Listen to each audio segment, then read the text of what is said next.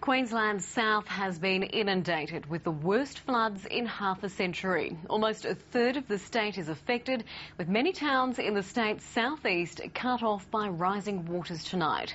Major roads from Rockhampton to the border have been closed. The heaviest falls overnight were recorded in the Central Highlands west of Bundaberg. Rivers are rising around Biloela and emergency crews are on standby in the Central Highlands around Emerald. Further south, the western Darling Downs has been inundated. The town of Chinchilla is cut off and there's concern about homes in Dalby as well. Emergency authorities are helping those who want to leave the town of Theodore this evening as the Dawson River continues to rise. Theodore on the swollen Dawson River is an island surrounded by water. The river has reached almost 14 metres, the highest level since the 1950s. Dozens of properties have been inundated and more are threatened this evening. Residents have been spending days moving belongings to dry ground. Haven't even had Christmas yet, or none of us had Christmas. I was in water all day Christmas Day.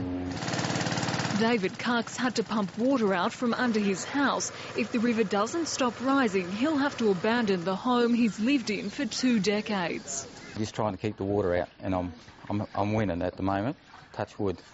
This afternoon, residents met with the council and were offered help if they want to leave. The Theodore Hospital was evacuated. Patients have been flown to the nearby town of Taroom. The council says the floods are now entering uncharted territory.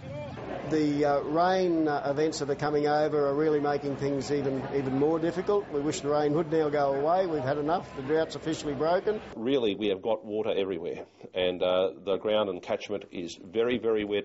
The more that we get water, this is far from over yet. In Bundaberg, almost 100 millimetres of rain fell yesterday and overnight, causing the Burnett River to swamp the town. Some kayakers and children continued to ignore the warnings to stay out of floodwaters.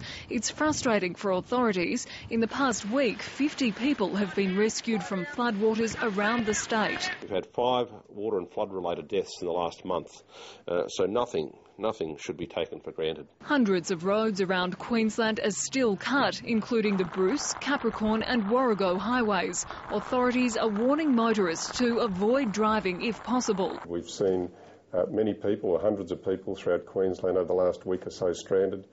People need to be prepared for that. We plead to people, be sensible, do not take unnecessary risk. The Weather Bureau says Rockhampton may be flooded again early next week as water flows through the catchments. Late this afternoon, the acting Premier inspected damage in the flooded town of Emerald. The state government has made disaster relief funding available to at least 30 councils around Queensland. Imogen, Brennan, ABC News.